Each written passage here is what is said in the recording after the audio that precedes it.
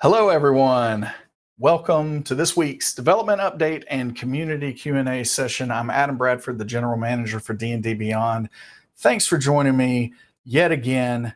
As always, all kinds of things that we're going to try to cover today. I'm going to try to get to every question ever, and I'm going to fail yet again, but we're going to do as much as we possibly can during this hour that we have together.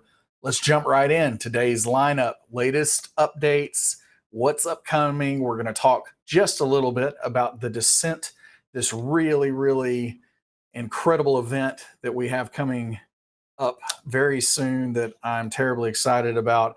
Data update. We've got a big update for spells popularity by class. We did this, I guess it's been about a year ago. And so we're going to do this again because we've had several questions about it, and I want to dig in and let everybody know how that's going. As always, Q&A time. Ask questions in chat. We have a fancy new thing that we're going to try this week for the first time with questions that is hopefully going to make Lauren's life way easier, I hope. I am already seeing questions come in to my little magic Q thing. It's like when you ask a question with the word question in front of it, the magic happens and it shows up for me. And then apparently, we're going to see how this goes, but apparently I can read the questions, I can click on one of them, and it's going to show up on the screen. So when I'm answering a question, the actual question text is going to show up on the screen. This is like some kind of voodoo. And so really excited to see how this is going to happen today. All right.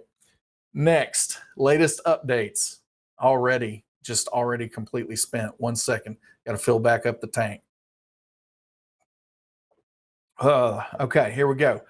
Pre-alpha encounter builder. It is starting to come together. We have met this week, and I do not want anyone to misinterpret anything that I'm about to say, but we have established an internal target here. Internal target. I'm going to say the word internal one more time here. Internal target of we're hopeful that we can at least show the first real public demo of this at the Descent in mid-May. So that's something that we're pushing really hard for. As always, in any kind of software development, this might not quite happen. We might run into issues, roadblocks, obstacles of a variety of sorts, and it might not happen. But to let you know and to give you an idea of what we're working towards to be as transparent as we possibly can be, we are hopeful that we will have the first real public demo of that during the Descent. We've got some fun ideas and concepts and a way to showcase the encounter builder there. So hopefully we'll see that we're able to do that when that time comes. We'll keep everyone posted. We know that this is the most anticipated feature. It is for us at this point in time too. And so that is nothing new to us, and we're working hard on it, and I am seeing it start to come together and very excited about it. Authentication, Google registration, and sign in. I actually thought that we might be showing this off today, and we didn't quite get there, but I imagine by next week we're going to be in a really good spot with that, and people are going to be able to start to be able to register with Google, to sign in with Google. You'll be able to, if you currently have a Twitch account, which is what is required to be using D&D Beyond, you'll be able to link a Google account to your account and start signing in with Google instead of Twitch, if that's what you desire to do. But that is very close, and we'll have more news on that soon. And then the mobile beta character sheet, still continuing to work here. Again, it looks really good. Even some of the changes that are coming together for like the header of the sheet on especially phone views, I really love. So we're going to see those reflected in the website over time, as well as the mobile app. We'll provide more details as we get closer there. And then the latest update, this is really an important one, but I went to a zoo yesterday. It's important to have a little bit of downtime. I get to spend a great time with the family at the Birmingham Zoo and Conservatory. And so I've just got to share, every time that I see wildlife of any sort, it always inspires so much when it comes to Dungeons and Dragons. I mean, just look at this rhinoceros. This rhinoceros, because of its horn, has just completely destroyed the bottom of these metal bars. Rhinos mean business, so use them in your D&D game. And I ought to be proud of this picture. I ought to be proud of this one. These remind me of one of my dogs at home too. Flamingos. They are my wife's favorite, so I had to take a lot of pictures here, but they are just beautifully awkward, like my beloved wife. Really like this one. This cool cat just kind of hanging out in the shade. Jaguar. And then there's the king right there. He and I were, kind of telepathically communicating for a little while. I think he was my friend before everything was said and done, to be honest. So yeah, wildlife always inspires me so much in my own D&D games. So hopefully those silly photographs might have sparked some creativity in all of you today. All right, upcoming Ghost of Saltmarsh. We've got content entry going on, vehicles going on. When it comes to content entry, one thing that I want to highlight here is we have been working on a prototype for something that is going to allow us to enter content much more quickly and easily, and just quite frankly, just better. And we've codenamed this Ogma. And so this tool and this utility is really, really doing some amazing things. And so Ghost of Saltmarsh is the first book that we have seen once we got the content, that we got to run it through this utility. And I do have to say that an incredible job has been done on this, because it has reduced our content entry time by hours. And when I say hours, I'm talking about, for this one book, potentially, a couple dozen hours. So this is an example of things that are going on behind the scenes that are not terribly exciting to you guys because they're not very public facing, but this is going to position us in such a better place to be able to add more and more content to D&D Beyond without it being the burden that it sometimes is. So this is really, really big effort, and Ogma has been quite the success. We're really, really excited about it. And Ghost of Saltmarsh, excited about what's coming with that book. And I think that hopefully a little closer to time, as we see some more previews come out from Wizards of the Coast, and some of that content is not falling into the spoiler category, we can show you how that is going to work inside of D&D Beyond as we get closer. Content management is still on deck. AL validation as well. New bundle types are coming soon. And then the Descent, I've alluded to it a couple of times already, but for the Descent, we're really, really excited about this because D&D Beyond is going to have our own studio at the event. There will be streaming going on the entirety of the time. And so essentially what's going to happen in layman's terms, hopefully, because somebody had to do this for me to even understand what was happening. But ultimately, you're going to have this kind of during the day, you're going to have people being able to come in. So tickets, I think, are on sale right now. So if you can make it to the LA area for those dates, then I encourage you to do so, because you will be able to come in and play as part of a D&D. I can't remember if it's an epic or open. I think it's an epic, but either way, you're playing huge D&D game, with hundreds of other people during the day. And in between all of that, there will be festivities for you to also participate in. And then also there will be 4 different studios set up doing streamed content. So at any given time, you're going to be able to see virtually anything you would ever want to see going on at this event. And then in the evenings, Wizards official channel will be streaming kind of the end cap, the nightcap game that will be happening each of those days. But it's going to be a really huge event. We're going to have some great streaming groups coming to join us in our studio. We will announce those at a later time. But then I do know that the Heroes of the Veil are going to be together for the first time in person. So that's going to be a fun game for us to have as well. I might not be participating, apparently. I won't get into spoilers too much if you haven't watched the last episode, but apparently, a guy goes to the zoo with his family one day and he comes back and his character's like dead. So that's all I know at this point, to be honest. I have no idea about any of the other details, but I couldn't help but hear that from fans out there.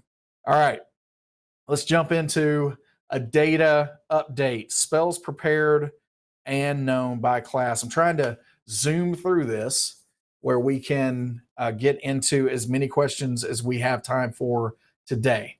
All right, so here we go. Overall spells and cantrips. So these are the top 10 spells overall and the top 10 cantrips overall. So this is across all classes. This is also going to consider any classes that don't have spellcasting ability, but these spells are being used as part of feats, magic initiate, ritual caster, and so on. So as those are coming together, you see that the most popular spell is Slack notifications. Todd thinks that it's very funny, apparently, that he killed my character. All right, so we'll get into that later, Todd. Like I don't even know the details. He might be fine. I have no idea. We'll see. All right, so do not disturb, Slack. Leave me alone. Okay, here we go. That's better. So Cure Wounds has been from the start of D&D Beyond the most popular spell across all the classes. That continues to hold true. Healing Word, also very popular. It seems like this Dungeons and Dragons game needs healing, so that makes sense. So healing is very, very popular. Detect Magic, Shield, very strong spell, one of my favorites. Charm Person, Magic Missile, Thunder Wave, Shield of Faith. That one surprises me a bit. Hold Person, and Sleep. So those are, now when we are talking about spells in this way, we are talking about these spells are either picked as a known spell for the known spellcasters, sorcerers, bards, and so on, or it is something that has been explicitly prepared by the preparation spellcasters, wizards, clerics, and druids. So all of that is coming to play here. So these are not just simply all the spells that a wizard has in his or her spell book. It is what they are actually choosing to prepare at any given time. So this is the breakdown that you see overall, and then we'll jump in by class. So you see that Bard's Healing Word, again, healing is apparently very important. So Healing Word is the most important, or most popular, followed by Cure Wounds, Charm Person, Thunder Wave, Disguise, Self Sleep, Dissonant Whispers. So you start to see some of the very bard-like spells coming in here towards the end. Dissonant Whispers, Fairy Fire, Hideous Laughter. I'm surprised we don't see Heat Metal on there. That one seems to be very popular for bards. Cantrips, like any good bard, everybody is picking Vicious Mockery, as everyone should be, followed by Minor Illusion, which might be my favorite cantrip in the game. I like Mage Hand quite a bit, to be honest, too.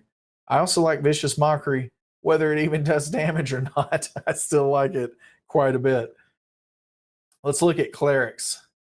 So for clerics, Healing Word, Guiding Bolt is more popular for clerics than even Cure Wounds. Makes a lot of sense. Guiding Bolt is arguably a cleric's best offensive weapon. You can see that Command comes into the top 10 there. Top 10 cantrip, Sacred Flame. So again, this is one of the few ways that a cleric can use a damaging cantrip, and that's very popular. So that is it for clerics. Druids, Cure Wounds, Healing Word, very popular. Entangle, Ice Knife, Speak with Animals. Goodberry is, of course, up there. Moonbeam, very popular spell. Druidcraft Shillelagh is second. So, yes, Druidcraft, iconic. Hard to be a Druid without Druidcraft, in my opinion. Shillelagh's up there, Produce Flame, Poison Spray, and so on. Now, another note about this is you are going to see that several of the most popular spells skew to lower levels. Hopefully, this is going to make a great deal of sense to people out there because most D&D games are played at lower levels up through about mid-levels, right? So the millions of characters that we have on D&D Beyond and the sample size that we have here, most of them by far skew to, you know, the 1 through 10 level range, and especially if you go down to 1 through, you know, about 5 or 7, you know, somewhere around in there. So you're going to see some lower level spells being represented more, but this does give you an idea, again, just generally, of which spells are being used the most in the game. Paladin spells, Cure Wounds again, Shield of Faith, Bless. I genuinely just don't even understand. Maybe outside of Find Steed here, I think this is all just token stuff because if you're not using those spell slots to smite, I don't know what you're doing as a paladin. But I'm just joking. I actually do like being able to cast a spell for utility here and there. But yeah, lots of smiting going on out there with the paladins. But when they're not doing this, this is what we see. Ranger spells. Good that Hunter's Mark is there. Means that people have figured out how to play this class very well. So ultimately, Hunter's Mark is out there. Pass Without Trace is such a strong spell. So you see that up there. Zephyr Strike. I've been very impressed with this spell. So at GaryCon, I ran a few games of role play roulette. That's something that we've started doing in a lot of our conventions. And this was a really, really fun game. I won't get into spoilers too much because this is something that I'll play at other conventions a good bit too. But let's just say that the Ranger that was one of the pre-gens that we're using in this game has Zephyr Strike. And every single player that was playing a Ranger at GaryCon really used it to very devastating effect. So big fan of that spell. Fog Cloud in there, hide while you're sniping folks. Sorcerer spells and cantrips. Shield. This one actually surprised me a little bit. It shouldn't because Shield is such a strong spell, but I did think that something else would be the top there. I thought it would be close, but not the top. Fireball, very represented as well. Scorching Ray. Thunderwave counter spell, Detect Magic. Seems like a big tax for a sorcerer to have Detect Magic, but again, thematically, it makes a lot of sense. Firebolt is by far the most popular cantrip. You can see people that are mage handing, prestidigitation. I like the sorcerer because the sorcerer's spell selection is so limited that I think that if you're looking at the sorcerer distribution here, it is going to potentially, again, this is my theory, it's going to represent what people would feel are the most kind of just, you know, big ticket spells that you would need. Because again, you only get a few as a sorcerer. And so you have to make sure that you have damaging spells. You have to make sure that you have the proper utility spells. So I think the sorcerer is going to give you a really good picture of what, you know, some people really believe are kind of the big ticket spells in the game. Warlock, Hellish Rebuke, by far bigger here. Now, another thing that you're going to see is that this is going to take into consideration subclass, choices or expanded spells. So the Fiend, Otherworldly Patron, is by far the most chosen. This could be because it's part of the basic rules or SRD free content on the site. I also would just kind of throw out there that the Fiend is just really, really strong. You get some really, really good abilities, very good expanded spell selection. So you're going to see some of that reflected here as well. But as any good warlock should be doing, you have Eldritch Blast. Now, Eldritch Blast is just by far the most chosen for a warlock, but you do have Mage Hand, Minor Illusion, Prestidigitation, some very similar choices to the sorcerer playing out there. And then Wizard, I think this is our last stop on the train. So Magic Missile, Shield, Mage Armor, Detect Magic, Find Familiar, lot of classic elements going on there. Prestidigitation is the top cantrip for wizards. I love that. I love that spell as well. Ray of Frost, Minor Illusion, Shocking Grasp. That's a good one. I love the no reactions component of that cantrip. Oh, no, actually, we do have one more stop because I forgot that we have a new class now. So with the Artificer, Cure Wounds is still at the top. Arcane Weapon is being chosen quite a bit, which makes a lot of sense because that spell debuted with Artificers. Identify, Detect Magic. So much of this is so thematic. And really looking at this information, a lot of it makes sense. Mending by far for that Artificer is the top cantrip. So yeah, hopefully that was an interesting dive into what's going on with that. So you guys ask some questions. So we're going to see what's happening here. So let's see if this works. Is this going to work? I don't even know if this is working. Okay. He's got to format it. I think we're literally like casting spells right now. This is going to be great. I can't wait to see what happens. I'm like watching myself to see what happens. Oh, that's pretty neat, right? All right, so we've got that on the screen now. So from Seraphim 333, will it ever be possible to homebrew things like 10th or 11th spells on D&D Beyond? That one is going to be a bit of a stretch. So I would go on and say no to that unless we saw that Wizards of the Coast came out with rules that would, post spells that were higher level like that at some point in the future. But we do not have any visibility into whether that's happening or not anytime soon. So my answer for that, at least at this point in time, will be a no. We do not intend to do that. Let's see what else we have. What happened to Briv?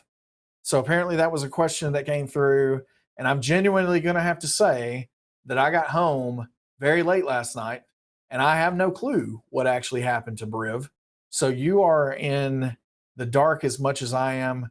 The only thing that I heard was apparently he is not among the land of the living anymore.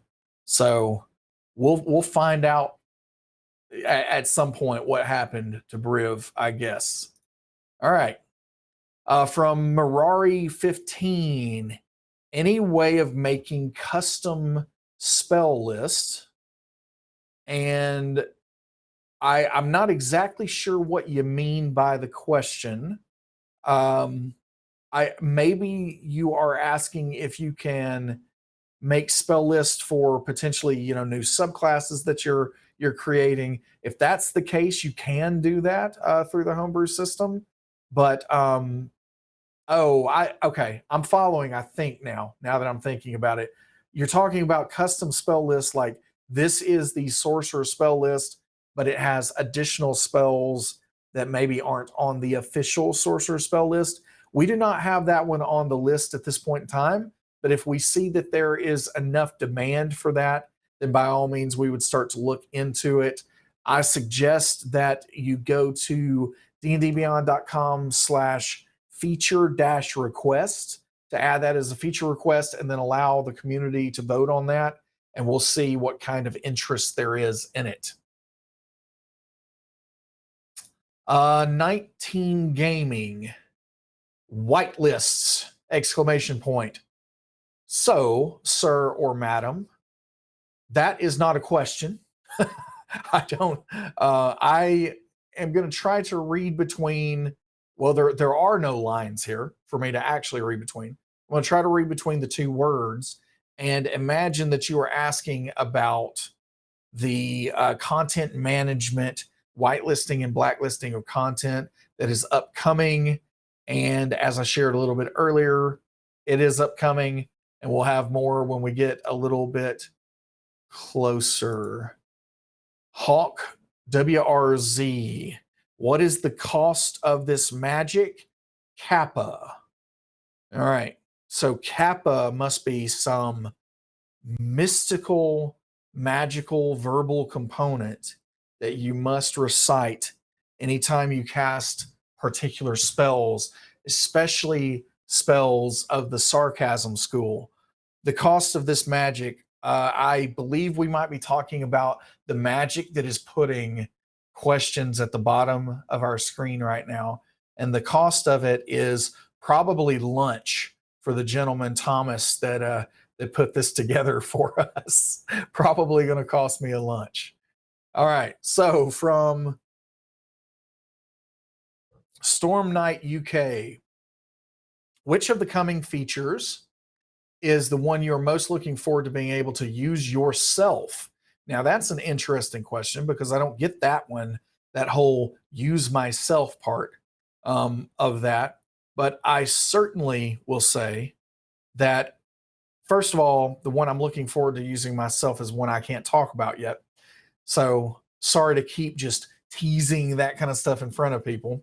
So pulling it back to the things that you guys know about, I would say that the thing that I am most looking forward to is the monster builder. The monster builder is that thing that I think the community is going to go wild over, but I also think that I personally will go wild over it. I do a lot of reskinning currently in games, and I think that that monster builder, if we hit our goal with what we're trying to accomplish there, it's going to make it to where reskinning is a thing of the past. Regulus Impact. What is D&D Beyond? D&D Beyond is the official digital tool set and game companion for the world's greatest role-playing game, Dungeons and Dragons.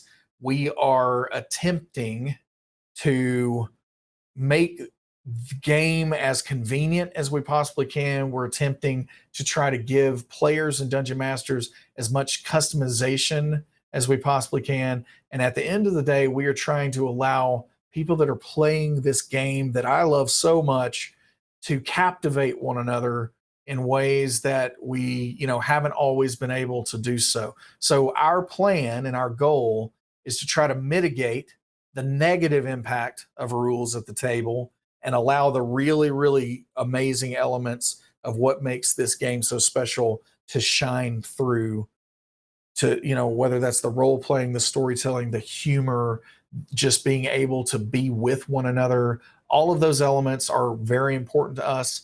And I would say that in a few sentences, that is my explanation for what D&D Beyond is.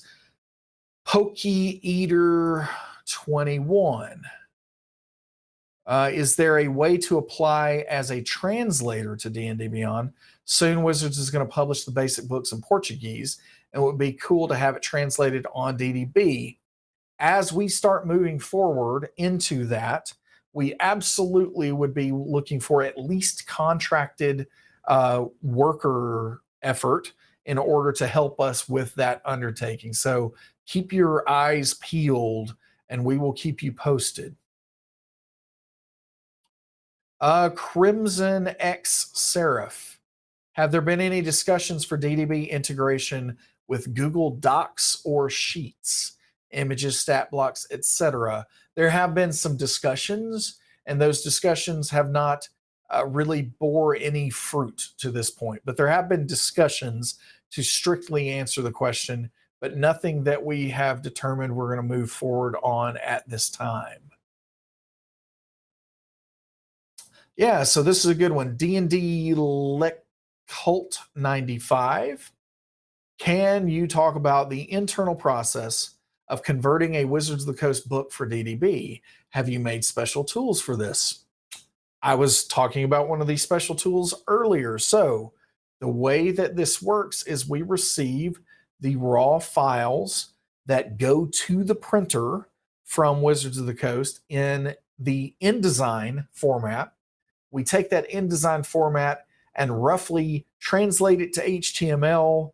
And then we take that HTML and we have to massage it in a variety of ways in order to place it in our content management system that is kind of the underpinning of all the content that you see on D&D Beyond. And then once it's there, we do things like add tooltips. We do things like remove all the ridiculous extra stuff that InDesign puts into the HTML that has made our lives very, very challenging for the last couple of years. So this tool and utility Agma that I referred to earlier is an attempt to automate a great deal of our learnings over the last couple of years. And again, it has saved us hours and hours and hours of effort. So we're really excited that the God of knowledge has helped us out a little bit with Agma. All right, this is a really good question. Not half wing.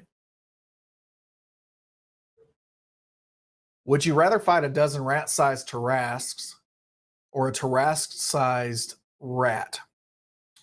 Definitely a Tarrasque-sized rat, because my assumption is that the Tarrasques, even if they were rat-sized, would still carry with them the ability scores, immunities, resistances, special abilities that the Tarrasque has. My assumption is the Tarrasque-sized rat, while it would be inconvenient and it would probably wreak havoc just everywhere here in the city, might put down some buildings. I think that the National Guard would be able to probably handle the rat because it would theoretically have none of the immunities or special abilities that the Tarrasque would have. Thank you for that very important question. Okay, GK Smith, LCW. Adam, I submitted a resume to an engineering position. Who can I contact to follow up?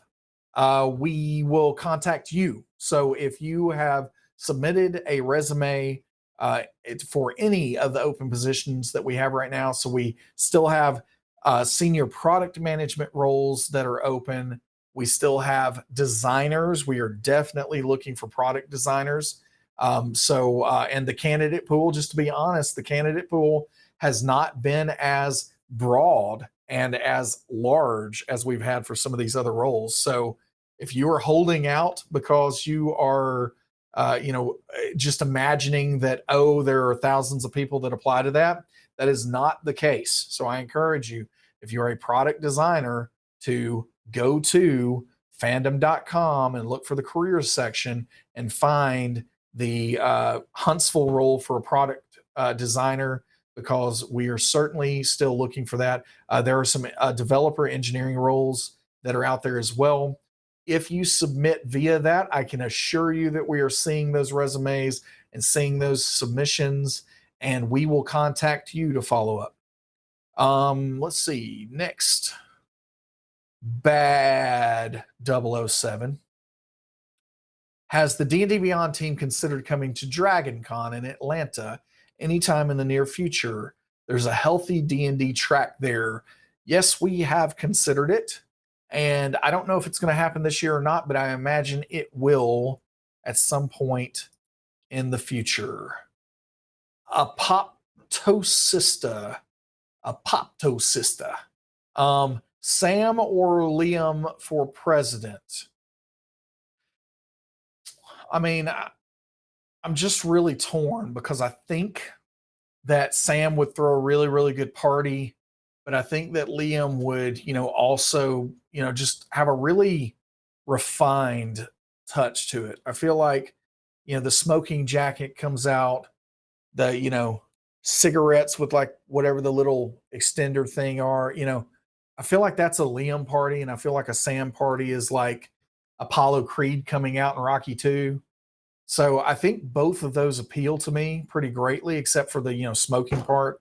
But I think either has their place, and so I am just watching with great interest because our party planning committee has really needed some help. So I'm really glad that we have such high profile participation and candidates for the party planning committee. Eliminatic. Will you be able to sync a campaign to your Discord app where you can assign players with characters? Yes, at some point in the future, I believe that's going to be possible. No ETA though, but it is something we've definitely talked about. Link Z15. With warm weather quickly coming to the south. Quickly coming. I think it's here, man. If sweet tea was eliminated from the earth, what would be your go-to cold drink for a warm day? Ice water. I like water actually quite a bit. I just happen to like sweet tea quite a bit too, and a little bit more than ice water. So yeah, does that make me boring? I don't know. It might. But yeah, ice water for sure. D&D Leckholt 95. Will you go back to previously published books with the new tool? What kind of improvements could we expect in that case? That's a good question. Very insightful. And yes, the plan is we are going back through some of the previously purchased books. When it comes to improvements, you're going to potentially see some additional things being caught with tooltips or with linking that was not happening in some minor cases before. For the most part, as you are probably aware, our forums have quite a bit of feedback about, hey, I would like to see this thing tooltipped, or this is misspelled, or whatever else. And ultimately, at the end of the day, I would not expect anything drastic because we should be in fairly good shape with those older books at this point in time, especially. If we still have typos and that sort of thing, then it is likely that those typos exist in the official books themselves. And it is our policy that we do our best to represent those books as directly as we can. And so we await errata in those cases. But we do pass this on to Wizards of the Coast and everything else. Yeah, I would imagine that you will see some things that would get caught at this point in time, especially from a tool tipping perspective or a linking perspective, and that would be an improvement. NJDVLS rule. Sorry on that name. I have no idea how that one would go. Njdivlis rule. I gave it a try anyway. Will D&D Beyond have a presence at Awesome Con in DC April 26th through 28th? No, we will not be at Awesome Con, unfortunately, but it does sound like a really awesome con, and I hope you guys have a good time. We'll see. We're always looking for new places to visit and new venues to see. And so, as we go into 2020, we'll definitely keep an eye on some of these other conventions.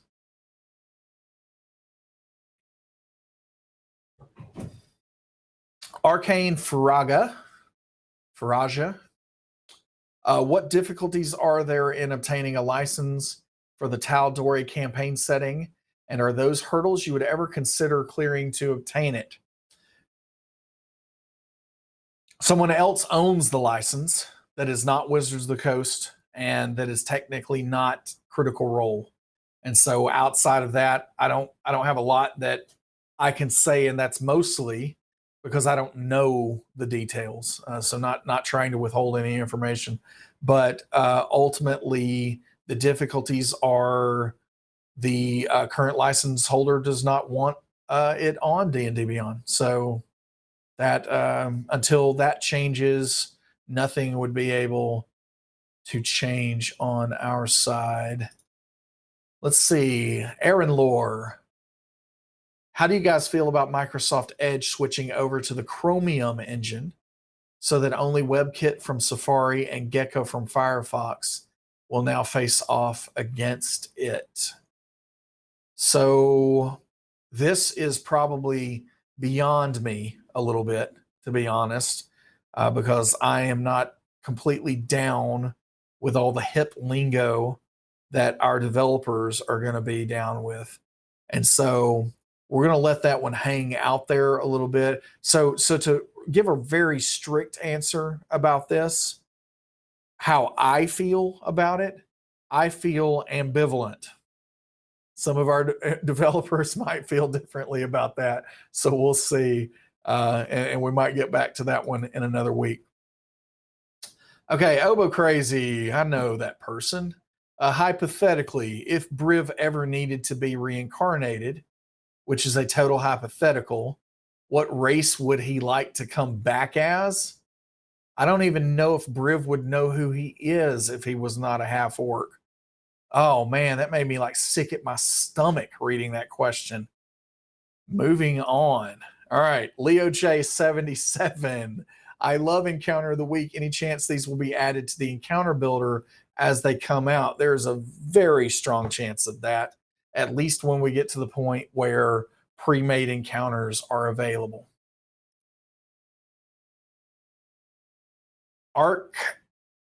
Archeantus 7. Is the spell data sample taken across all levels or just level 1? No, I think as I alluded to, it's definitely taken across all levels. But as you can imagine, it would be difficult for us to, we could take a look at this by spell level potentially in the future. So maybe that is something that we would do. That would be a lot to go through if we did that by class. But we could try to see if we could do that by spell level to demonstrate which spells of a particular level are the most picked. This is also something that we have talked about in the future, being able to expose in some kind of helpful way for people that are creating characters or anything else to see which spells are being chosen by the most people. Now, if we ever did that, I would want to be very careful that we did not simply put that out there as this is the way that everyone needs to go, because just because everyone is doing something does not mean it is the best thing, and it certainly does not mean it is the best thing that you could be doing. So we're going to clip that part right there, and we're going to play that over to all the children in the world for that little dad moment. But we definitely want to make sure that we don't put this out where people feel like they're railroaded to choose certain spells. But it is helpful for even purposes like being able to provide guides and everything else. It could be helpful to see that if everyone is choosing a spell that seems suboptimal on paper, why is it that they're doing that? Being able to dig into that. So we do hope that we can expose more and more of this data in better ways, in more user friendly ways for the fans out there in the future. And spells would be one area we would do that. We also could just look at this by spell level at some point in the future. Rilra with the interactive map. Can you tell us what kind of detail it may have, like population, what's known for, or is it information that's found in the books like Skag or Storm King's Thunder? So I imagine this is a tough question to answer because it would matter. A variety of factors would matter, especially whether you're talking end-to-end state that might be years from now versus what initially would be available. I could tell you that we would want to start in a place where it is doing what is discussed or talked about in the books, and then we would modify and enhance that from there. But what you're bringing up briefly in this question, they all sound like good ideas, and they would be things that we would want to potentially explore. ZT Hardman, is there a place where we can find these and other graphs and possibly the data? No, as I was just sharing with you, we're looking at some ways that we could potentially do that in the future, but we are not there yet. 19 Gaming, perhaps break down these stats by folks who have access to which content, i.e., among PHP only, among folks with PHP, Xanathar, and Volos. We could do that.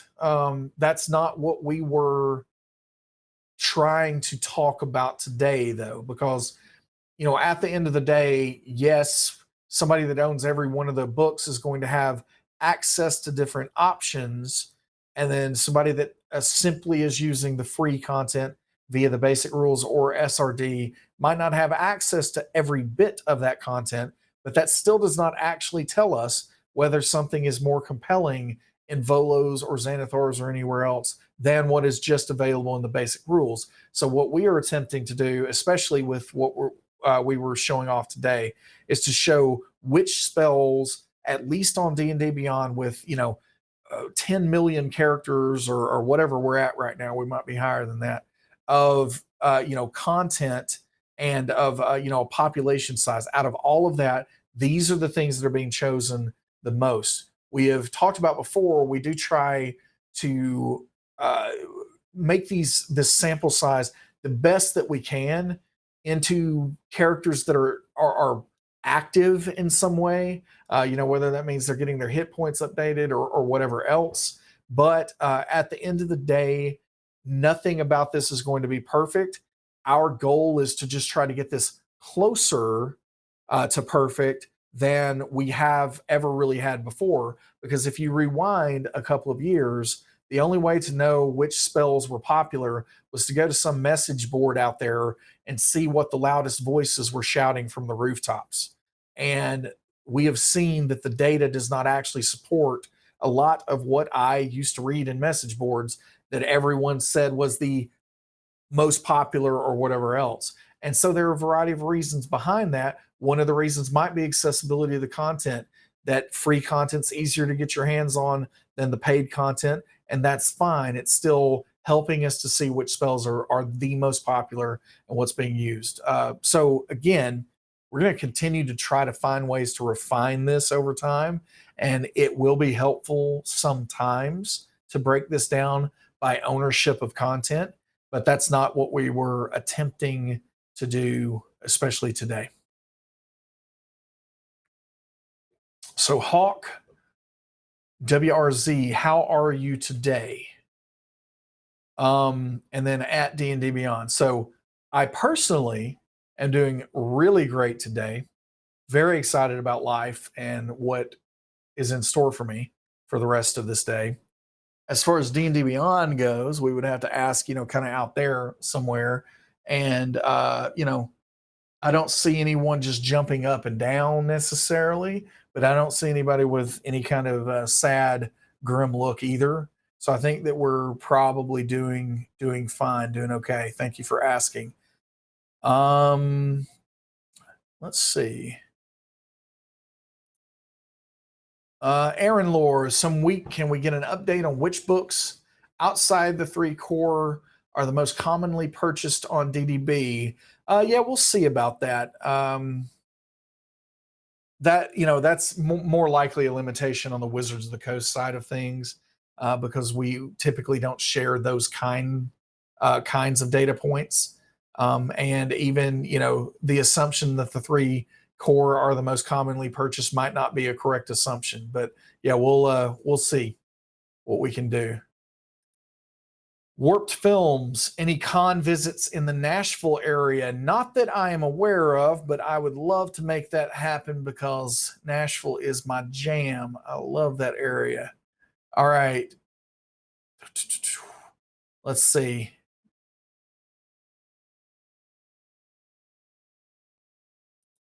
Okay, this is a good one. FDM no more. Does FDM stand for something that I don't know about? Anyway, so FDM no more.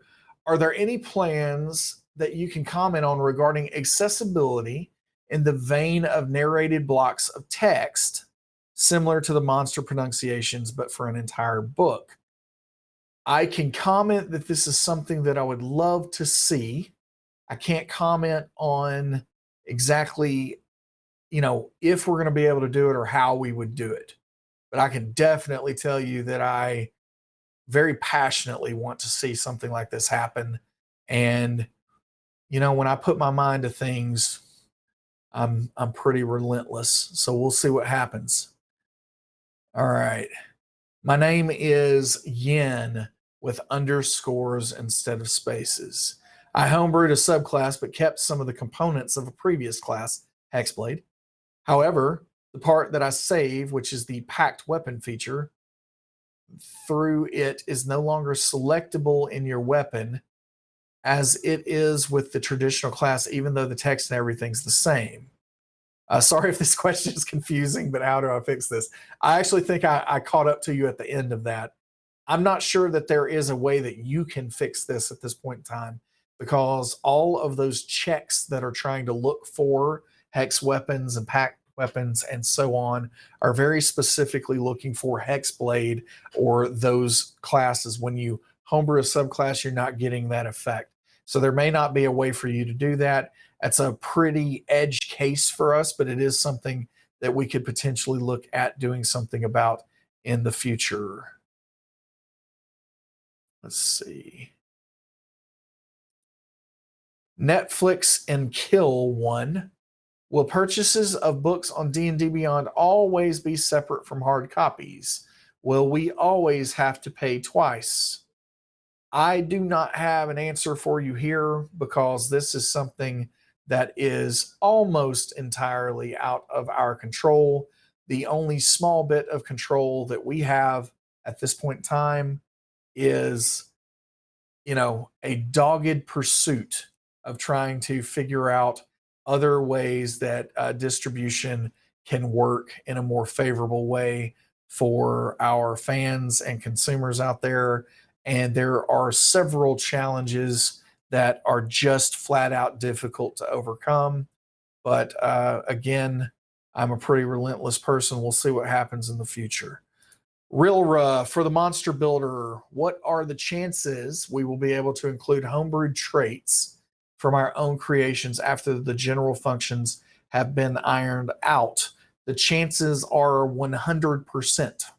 So that is going to happen with a great deal of certainty. Now, it might not be initially available, but the intent, 100% chance that will happen. Ancient Red Dragon. Very well chosen name. Surprised that was available for you. You must have got in early. Must the D&D Beyond stream extension be an overlay? I love it, but I also have my Streamlabs extension that helps me quite a bit. I don't know the answer to this question, I'm afraid. I don't know what Streamlabs is. I don't know why it would conflict with whatever we're trying to do with our extension, but I am sure that someone on our development team is fully aware of what's being talked about here. And I will get a debrief on that after we get out of this stream, and we'll see if we can address that in some future weeks.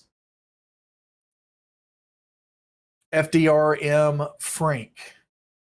Was D&D Beyond your first pick for a name to the website? What were other choices? This is a really good one. I imagine enough time has gone by at this point. So the working title for what became D&D Beyond in the early days, it was not ideal. It was always intended as a working title, but it was Tabletop Hero. So we had tabletopHero.com and everything else. So everything was Tabletop Hero. There was a great sigh of relief out there in the masses when you realize and confirm that that is not what we went with. So Tabletop Hero was it. And there were a variety of other choices. I mean, we almost ended up with something in the vein of, Wizards of the Coast really likes naming conventions that are Volo's Guide to Monsters, Mordenkainen's Guide to the, how to eat mac and cheese, or whatever else, right? So we almost ended up with some kind of name that was very mouthy, lots and lots of words. I believe that it was the right call, and that I pushed for we should do something shorter, much shorter. So yeah, we were all over the place with names, but really once we found D&D Beyond, that was in our minds that was the only thing that really made any sense to us. But good question. Let me reminisce there a little bit. Let's see. Time for maybe a couple more. So Lucky Charm Quark. I thought we were going to be able to beta test encounters as long as we had a subscription. Am I missing something? No, you're not missing anything at all. That is very much still the case, except it won't be beta testing. It will be alpha testing. But if you have a subscription of any sort, you will be able to alpha test the encounter builder once it enters alpha. So I think the thing that you could be missing is that it is not available for anyone at this point in time, subscribers or otherwise. But as soon as that happens, any subscriber would be able to access it and test it out. Let's see.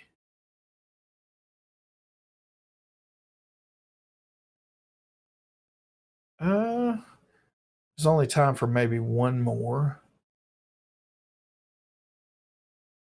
All right, I like this one.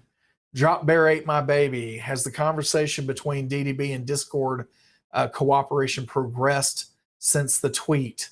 The ball is in their court at this point in time. We applied for partner status several weeks ago. It takes them a long time to get through their numerous applications.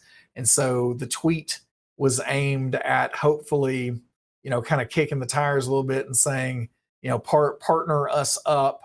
And, who knows what the future holds from there. But that is a step one. So I don't know if it's progressed at all on their side, but the ball is in their court and we're waiting to hear back from them. All right. Last one. This is Buff Burrito Babe. Love that username. When should we expect another subclass for Artificer?